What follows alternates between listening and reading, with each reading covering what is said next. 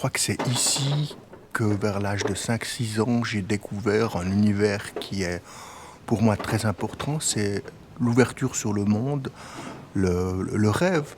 Je fais partie d'une famille, on avait très peu de moyens financiers, donc on est très peu parti en vacances. Et moi, le moyen de voyager, c'était les livres. Et ça permettait de voyager pour quelques centimes. Il y a de ça quelques mois, j'ai croisé dans le bus un ami, une connaissance qui, comme moi, est né en Algérie. Il était très fier, il était avec sa fille de 5 ans. Il était très fier en disant « Je vais l'amener à la mosquée pour comme ça, elle va aujourd'hui apprendre la vérité. » Moi, si par miracle, je devais avoir un jour un enfant, à l'âge de 5 ans, je l'amènerais à la bibliothèque pour qu'il apprenne le doute.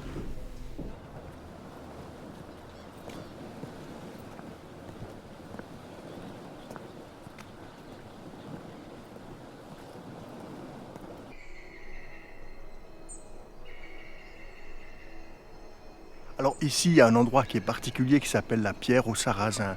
C'est un gros rocher qui, pour nous, quand on était enfants, et d'ailleurs les enfants qui sont là vont essayer d'y grimper, justement on essayait d'escalader ça. C'était douloureux parce que les premières fois, on se cassait la figure, on était vexé quand on n'arrivait pas, on se faisait mal, on était aussi vexé lorsque d'autres arrivaient en haut et pas nous. Mais lorsqu'on arrivait en haut, c'était quelque chose de tellement merveilleux, c'était pour nous notre Himalaya absolu. Et ce qu'il y a de fou, c'est qu'après, 20 ans plus tard, quand on revient, on se rend compte que ce qui pour nous à l'époque était un Himalaya, c'est en réalité un vulgaire caillou qui fait quoi, 3 mètres de haut. Et on se dit, mais comment est-ce qu'on pouvait fantasmer sur un tel endroit?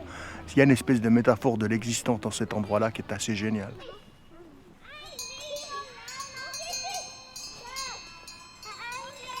En fait, c'était une famille d'accueil, c'était une famille monoparentale. En fait, c'était une femme divorcée qui avait une fille un peu plus âgée que moi et qui travaillait pour Terre des Hommes en tant que bénévole.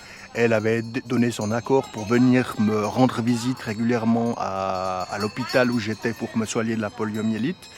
Et puis comme mon traitement à l'hôpital a duré beaucoup plus longtemps que prévu, presque 2 ans, au bout de ces 2 ans, elle a réussi à convaincre mes parents au moment que j'étais en âge de commencer l'école et que ce serait mieux pour moi de pouvoir faire en tout cas ma scolarité en Suisse, d'avoir une formation professionnelle en Suisse, quitte à retourner après en Algérie. Et c'est comme ça que les choses se sont faites.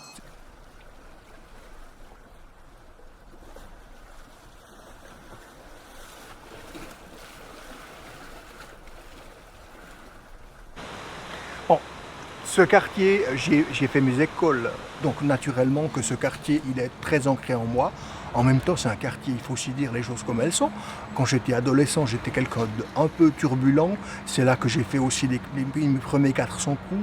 C'est là que j'ai commencé à fumer. C'est là que j'ai commencé parfois à faire un certain nombre de bêtises. Je pense qu'il y a un lien étroit, intime entre mon quartier et ma personne. Et franchement, je pourrais voyager à l'autre bout du monde sans aucun problème, mais j'aurais toujours un lien particulier avec cet endroit au centre de la ville de Vienne.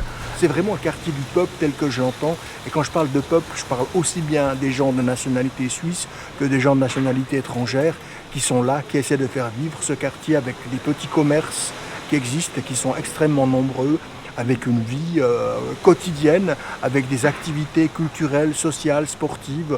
Et moi, j'aime bien cet endroit-là.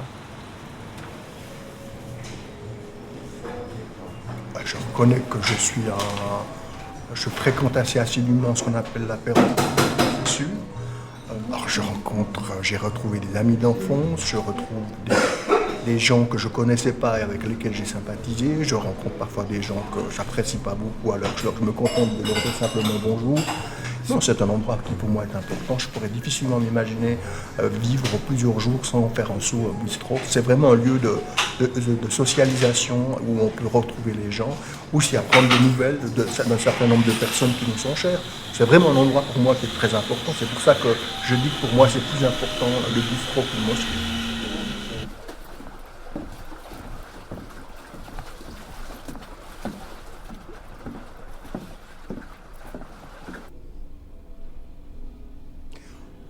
Pour moi, l'élection au conseil de ville, c'était un des moments les plus importants de ma vie.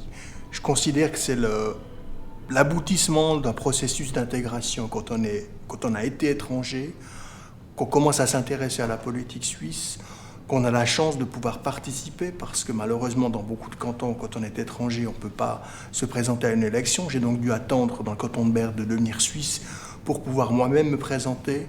Et ensuite, d'être élu du peuple, ça signifie énormément, parce que je ne suis vraiment pas du tout ce qu'on appelle un patriote. J'ai même énormément de critiques à faire sur la Suisse, dans bien des domaines. Mais je n'oublie pas que sans la Suisse, je ne marcherais pas. Sans la Suisse, j'aurais pas fait des études. Sans la Suisse, j'aurais pas eu une carrière professionnelle quand même relativement importante. Et c'est vrai que le moment où ici même, j'ai prêté serment, ça a été un moment qui était très fort dans mon existence. Tout à coup, je me suis dit, ben ouais, j'y suis arrivé. Et pour moi, c'est le début d'un processus maintenant d'aller encore plus loin pour essayer de rendre à mon pays une partie de ce qu'il m'a donné.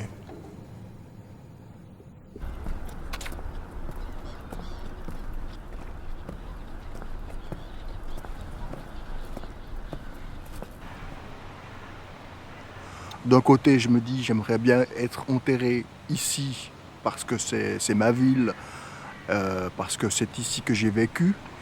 Puis d'un autre côté, je me dis, mais en même temps, être enterré dans le désert, euh, ça compterait aussi beaucoup pour moi. C'est une situation qui est assez schizophrénique quand on est ici. Une des dernières fois où j'étais allé en Algérie, on est allé dans un tout petit village. C'était le village de mes grands-parents. Et je trouvais ça magnifique et je me suis un petit peu éloigné sur une petite colline avec des cailloux pour admirer ce village. Et quand je suis redescendu, mes sœurs se sont mises à rire, à se moquer de moi. Elle m'a dit, tu sais sur quoi tu étais assis? Et je dis non, sur la tombe de tes grands-parents. Parce que dans la religion musulmane, il n'y a pas de stèle, il n'y a pas des choses particulières. Et le hasard, la coïncidence a voulu que je me suis assis là où étaient enterrés mes grands-parents maternels. Et ça m'a vraiment posé des questions, me disant est-ce que je dois y voir un signe du destin ou c'est vrai que depuis ce jour-là, cette question que je ne me posais pas, je me la pose. Peut-être que je vais me couper en deux et puis de faire en sorte qu'une partie soit enterrée ici, l'autre partie ailleurs. Mais c'est pas non plus urgent. Hein. Qui je suis? Je suis un vieux bonhomme de 50 ans qui a traversé une période difficile de mon existence et qui espère que ces prochaines années, la lumière reviendra. Et j'ai bon espoir.